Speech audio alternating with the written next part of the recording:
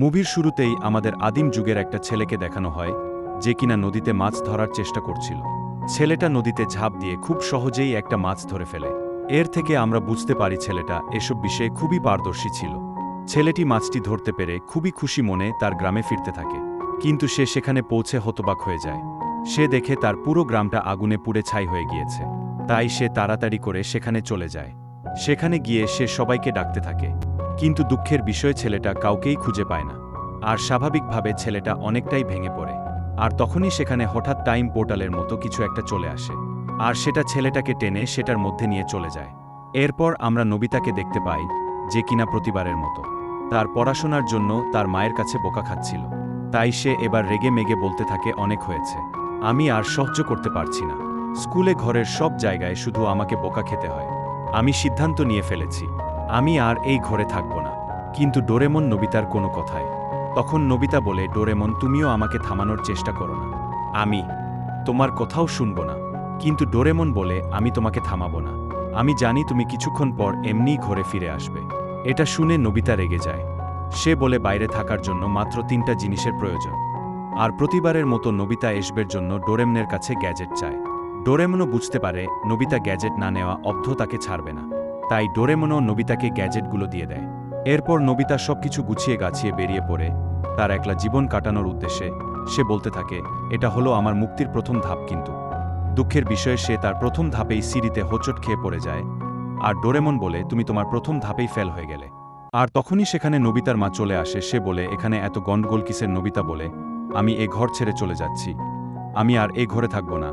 আর যাওয়ার সময় তার মাকে সে এটাও দেখিয়ে যায়। যাই হোক, এরপর নোবিতা তাদের প্লেগ্রাউন্ডে ক্যাম্পিং ক্যাপসুলে থাকা শুরু করে। কিন্তু সেখানে একটু পরে সেই জায়গার মালিক চলে আসে, আর লোকটা নোবিতাকে সেখান থেকে তাড়িয়ে দেয়।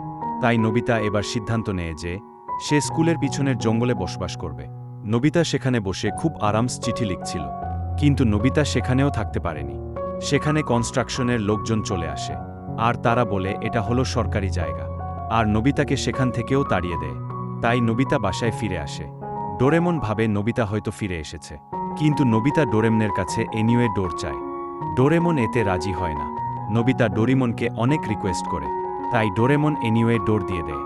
আর নোবিতা এমন একটা গ্রামে যায় যেটা অনেক দিন আগে থেকেই পরিত্যক্ত ছিল। নোবিতা মনে মনে বলতে থাকে, এখানে আমাকে কেউ বিরক্ত করবে না। এদিকে আমরা দেখতে পাই জিয়ানের সাথে তার মার একটু তর্কাতর্কি হচ্ছিল, আর জিয়ান তার মার হাতে মার খায়। তাই জিয়ানও তার মার সাথে অভিমান করে তার বস্তা কাঁধে নিয়ে ঘর থেকে বেরিয়ে যায়। আর পথেই তার সাথে দেখা হয় শুনিও ঘর থেকে বেরিয়ে এসেছিল। তারা দুজন একে অপরের সমস্যা শেয়ার করছিল। শুনিও বলে, আমার মা আমাকে একসাথে অনেকগুলো ভাষা শিখতে বলছে, যেটা আমার জন্য অনেক কষ্টকর। আর তারা একে অপরকে জড়িয়ে ধরে কান্না করতে থাকে। আর একটু পর সেখানে সিজুকাও চলে আসে। জিয়ানা শুনিও তাকে জিজ্ঞেস করে, তুমিও কি ঘর থেকে বেরিয়ে এসেছ? সিজুকা বলে, সেরকম কিছু না, আসলে আমার মার অনেক প্রত্যাশা, যেটা আমাকে অনেক চাপ দিচ্ছে, তাই আমি ঘর থেকে বেরিয়ে এসেছি।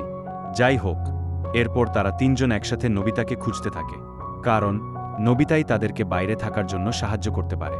আর এদিকে ডোরেমন এনিওয়ে ডোরে কিছু একটা শব্দ শুনতে পায়।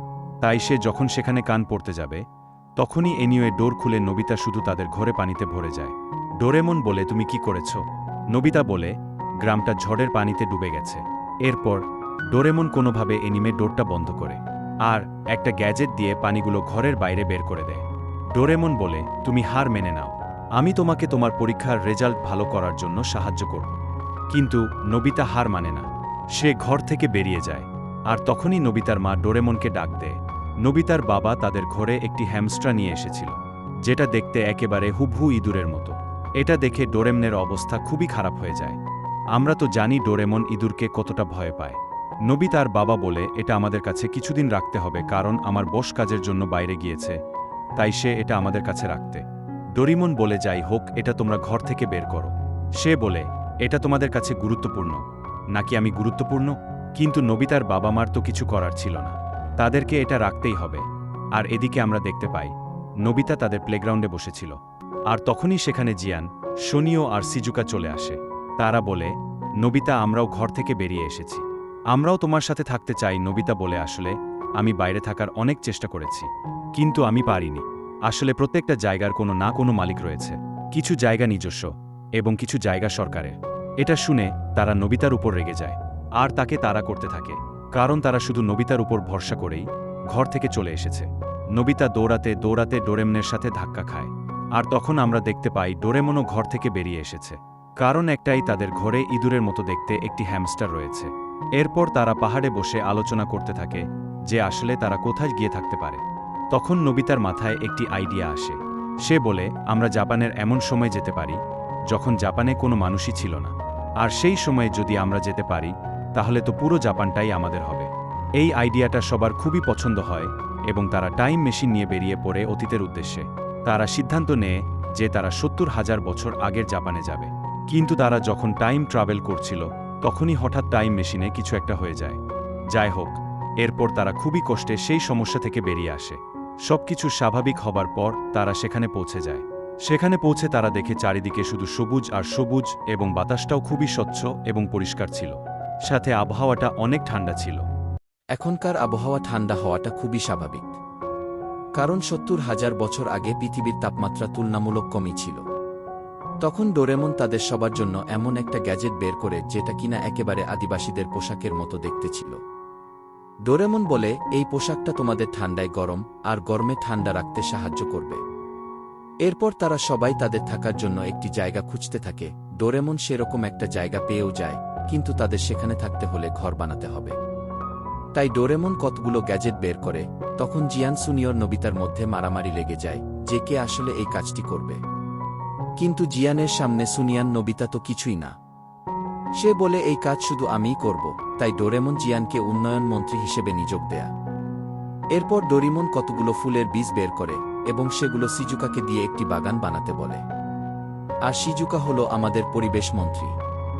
তারপর ডোরেমন কতগুলো ফসলের বীজ বের করে এবং সেগুলো সোনিকে দিয়ে তাকে খাদ্যমন্ত্রী হিসেবে নিযোগ দেয়া। তখন নোবিতা বলে, আমিও মন্ত্রী হতে চাই। তাই ডোরেমন নোবিতাকে পোষা প্রাণী তৈরি করার গ্যাজেট দিয়ে দেয়, মানে কুকুর, বিড়াল ইত্যাদি ইত্যাদি। আর নোবিতা হলো আমাদের পোষা প্রাণীর মন্ত্রী। নোবিতা সেই গ্যাজেটটা নিয়ে একটি নদীর ধারে চলে যায়। নোবিতা তার এই কাজটা নিয়ে মোটেও খুশি ছিল না, কারণ এই কাজটা খুবই সহজ। শুধু ডিমের খোসার মধ্যে যে কোনো প্রাণীর অ্যাম্পলটি দিতে হবে। তখন নোবিতা সেখানে একটি গাছ দেখতে পায় যেটা কিনে একটার সাথে আরেকটা জড়িয়েছিল। এটা দেখে নোবিতার মাথায় একটি আইডিয়া আসে। সেভাবে সে এরকম প্রাণী তৈরি করবে যেটা দেখে সবাই অবাক হয়ে যাবে। এদিকে নোবিতার মা ডোরেমন আর নোবিতাকে নিয়ে খুবই চিন্তা করছিল, কারণ তারা তো ঘর থেকে চলে গেছে। তখন নোবিতার বাবা বলে, চিন্তা করো না, রাত হওয়ার আগেই ওরা এমনিই ঘরে ফিরে আসবে। এরপর মুভির শুরুতে আমরা যেই ছেলেটাকে দেখেছিলাম যে কিনা টাইম পোর্টালের মধ্যে চলে গেছিল, সেই ছেলেটা সেই টাইম পোর্টালের মাধ্যমে নোবিতাদের শহরে এসে পড়ে। ছেলেটার যখন জ্ঞান ফিরে, সে চারিদিকে শুধু বড় বড় বিল্ডিং আর বিল্ডিং দেখতে পায়, আর অন্যদিকে আমাদের পরিবেশ মন্ত্রী মানে সিজুকা তার বাগান তৈরির কাজে লেগে পড়েছে। আর তখনই সেখানে ডোরেমন চলে আসে। ডোরেমন জিজ্ঞেস করে, কাজ কত দূর এগলো? সিজুকা বলে, আমার কাজ প্রায় অনেকটা সম্পন্ন হয়ে গিয়েছে, কিন্তু যদি একটু বৃষ্টি হতো তাহলে গাছগুলো খুবই তাড়াতাড়ি বড় হতো। তখন ডোরেমন তার পকেট থেকে একটি গ্যাজেট বের করে যেটা কিনা কৃত্রিম বৃষ্টি তৈরি করতে পারবে। আর সেটা ডোরেমন সিজুকাকে দিয়ে সেখান থেকে কৃষিমন্ত্রী অর্থাৎ সুনিয়র কাছে চলে যায়।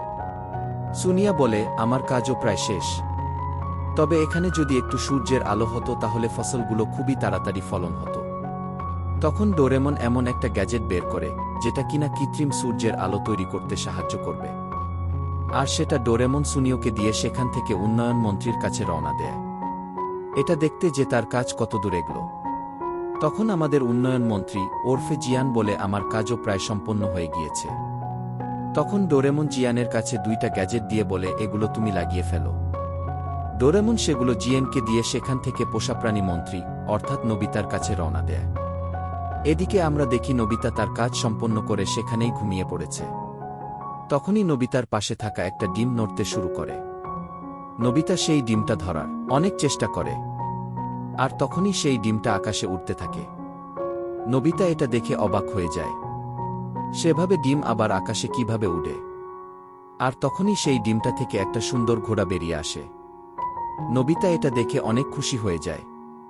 আর তখনই বাকি দুইটা ডিম থেকে আরও দুইটা প্রাণী বেরিয়ে আসে। সেগুলো দেখতে খুবই ইউনিক ছিল।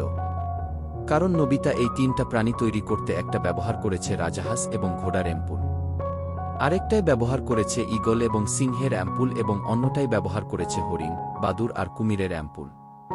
তাই এই প্রাণীগুলো বাস্তব জগতের প্রাণী থেকে আলাদা এবং অনেক সুন্দর হয়েছে। তখনই নোবিতা ডোরেমনের গলার আওয়াজ শুনতে পায়। তাই নোবিতা তাড়াতাড়ি করে প্রাণীগুলো লুকিয়ে রাখে। নোবিতা চাচ্ছিল না যে ডোরেমন এগুলো এখনই দেখতে পাক। নোবিতা সবাইকে সারপ্রাইজ দিতে চায়। ডোরেমন সেখানে এসে জিজ্ঞেস করে, তুমি কোনো প্রাণী তৈরি করেছ? আমি দেখতে চাই। কিন্তু নোবিতা মিথ্যে বলে। সে বলে, আমি একটু ঘুমিয়ে পড়েছিলাম। এটা শুনে ডোরেমন রেগে যায়। সে বলে, তোমার সিরিয়াস হওয়া উচিত, না হলে আমি তোমার পদ থেকে তোমাকে পদত্যাগ করতে বাধ্য করব। ডোরেমন নোবিতাকে খুবই দ্রুত কতগুলো প্রাণী তৈরি করতে বলে, আর সেই প্রাণীগুলোকে খাওয়ার জন্য কিছু খাবারও দিয়ে যায়। এরপর ডোরেমন সেখান থেকে চলে যাওয়ার পর নোবিতা সেই প্রাণীগুলোকে খেতে দেয়। অন্যদিকে ডোরেমন আর সোনি কিছু খাবার সংগ্রহ করছিল তাদের রাতের খাবার জন্য।